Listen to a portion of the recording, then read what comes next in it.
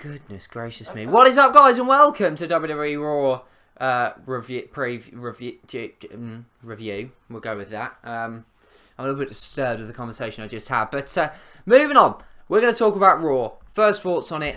It just weren't the greatest show in the world, I'm going to be honest with you. There were parts of it that I enjoyed. There were other parts that made me, quite simply, fucking pissed off. And there were other parts that were kind of, yeah, they were okay. But I'm going to give you a lowdown my thoughts on WWE Raw, what I think this has, and what I think this Raw has done to build Night of Champions, my current feeling of Night of Champions, and obviously whatever else comes to me. Beautiful brain. So let's start then with Sting kicking off the show. It is just great to see Sting in WWE. We've waited for it for ages. Obviously, I haven't waited for as long as other people because I haven't been born for as long as people wanted him in. But finally, he's in WWE, so it's always special when he kicks off the show. I mean, it wasn't a fantastic promo, but I didn't really expect it to be. It kind of it done its job. It done its job. It explained why Sting is going after Seth Rollins. I get why they've done the whole Triple H thing, because they're obviously going to go to a Rollins Triple H match in the near future. That's obvious. It just felt a little bit forced, but to be honest with you, it wasn't a bad first segment, and it's just nice to see Stingy, or Sting, as he's more formally known as, open the show. No one calls him Stingy, just me. Dolph Ziggler versus Rusev, their rivalry that seems like it's never going to end, mainly because it was not going on for about 2 months, but still going on, if that makes any sense. I mean, the match itself was a rematch, obviously, from SummerSlam. It was a lot better than the match at SummerSlam. The way it ended, I thought, was better. I'm just still not into this rivalry. I still don't particularly care about it. I think at Night of Champions, I think you'd be stupid if you were saying it isn't going to culminate or end in Rusev.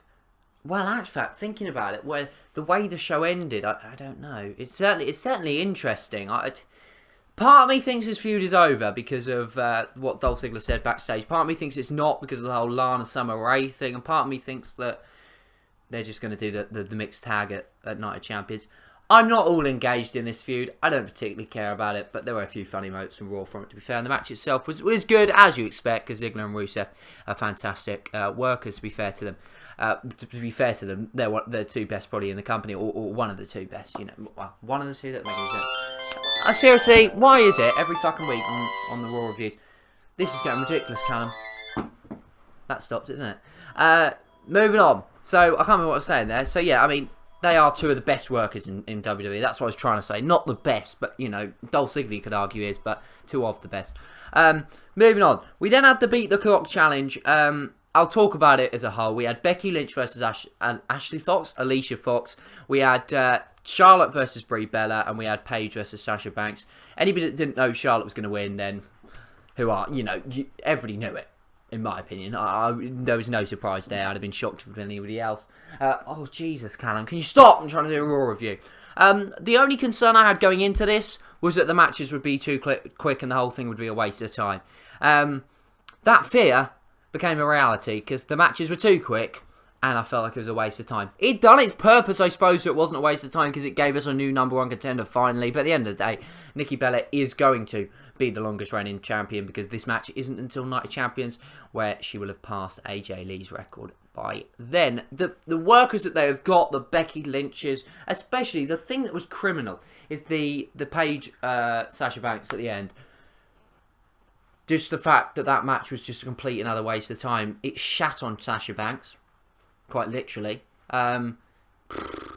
Just a waste of time. The longest match out of the three were 3 minutes 21. This is the sort of length that they were before. It was just pathetic. It made everybody look stupid, and it's not the Divas' fault. It's once again the writing and the bookers from WWE. This is not the Divas Revolution that we wanted. Another week goes by, the Divas Revolution loses momentum, in my opinion.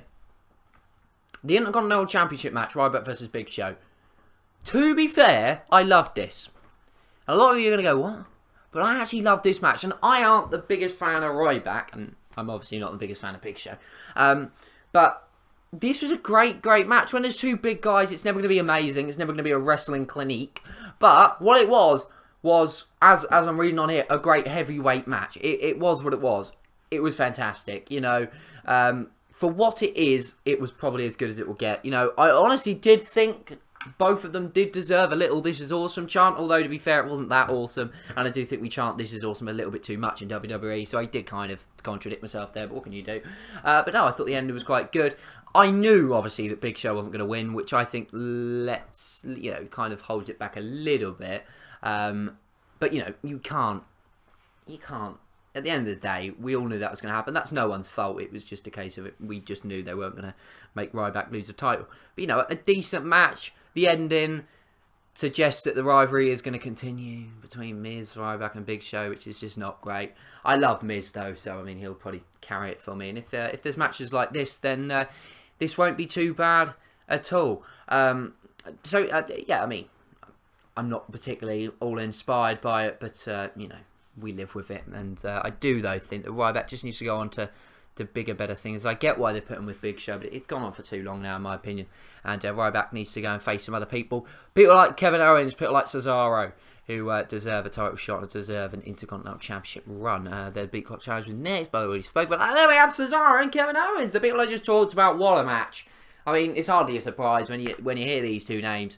Sorry, I just got distracted there. If Cesaro versus Kevin Owens, yeah, I mean, when these two are in the ring together, it's going to be fantastic. Kevin Owens wins again. You know what sort of a Kevin Owens fan I am? I love Kevin Owens. So the fact that he's won 3 matches cleanly is making my day. And it's not making Cesaro look bad. You know, at the end of the day, Cesaro, it took a terrible bump, to be fair.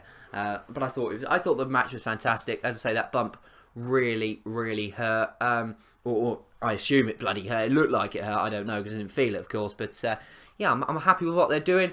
I'd be interested to see what is next for Cesaro and what is next for Kevin Owens, of course. Whether they're just, I kind of feel, I worry that they're just in no man's land. But you know, who knows? We'll have to wait and see what transpires with them. Dean Ambrose versus, I can't say his name. Is it Braun? I can't say fucking name. Strowman. What a segment this was. One of the best, if not the best, segments of the night. Didn't hurt Dean Ambrose because he didn't lose. Made Strowman look awesome. Made the Wyatt family look awesome.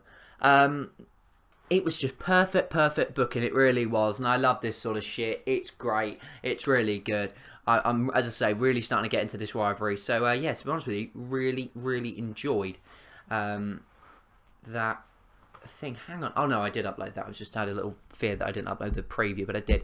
So, yeah, I was very happy with that, personally. Didn't mind that at all. We then had that, which I'm not going to talk about because I've already spoken about the Beat Clock Challenge. We then had the Dudley Boys versus A New Day. A lot of people are moaning that the first bit was forced by the WWE. I actually enjoyed it. I thought it was funny. I think the New Day do it at the moment is funny, in my opinion. Yeah, the New Day are just hilarious. They honestly are the most over people in the company at the moment. No doubt about it. The Dudley Boys, great to see them back. Their matches are always going to be entertaining. The right result. Primetime players, can they not? I don't want to. People will not like what I'm about to say, but I just almost wish that they kind of go away for a couple of months, let the Dudley Boys do what they got to do, and then they come back and they cash in their rematch. I don't want it to be, and I don't necessarily think it will, but a triple threat tag team match. Perhaps the Dudley Boys will go on against face Primetime players. Got to give me words out. And it'll be a #1 contenders match and the winner will face New Day. But, you know, whatever. But, yeah, I mean, it just didn't feel right for them to sit on commentary for me, personally. And then we had the final segment, which was a segment essentially to start the whole Triple H and Seth Rollins feud, which is going to be bloody awesome. Cannot wait for that. You know, to sell the Sting match a little bit more. Stephanie McMahon, fantastic in this segment. She really was, as usual. Cena was Cena. I am looking forward to the double duty that he is going to have to do at Night of Champions. I think they're going to be 2 cracking matches. Yeah, will he win both? Will he win both? Or will Triple H screw him out of one? What's going to happen? It'll be interesting to see. The final segment certainly made me look forward to Night of Champions. But Raw just kind of didn't feel all that good this week for me, personally. I don't know. It was just lacking for me. We need to see what happens next week. There was no Brock Lesnar, which is always a disappointment. Not that there would be a Brock Lesnar because it wouldn't make any sense. Don't know whether The Undertaker and Lesnar is at Night of Champions or whether, I don't think it will be. I think it will be Morby. Looking in the next couple of pay-per-views, I think it could be an amazing pay-per-view if you think about it. Seth Rollins, Cena, Seth Rollins, Sting, Brock Lesnar versus The Undertaker. What a pay-per-view that is starting to turn into. But I don't personally think they'll do that. But that is it for this review. Apologies that it's short. If you haven't dropped a like, make sure you leave your thoughts on Raw down in the comments below. I always enjoy reading them, especially KWE Tribute. That's always a fun read. And other than that, enjoy today. Thanks for watching. I'll see you next time. Goodbye.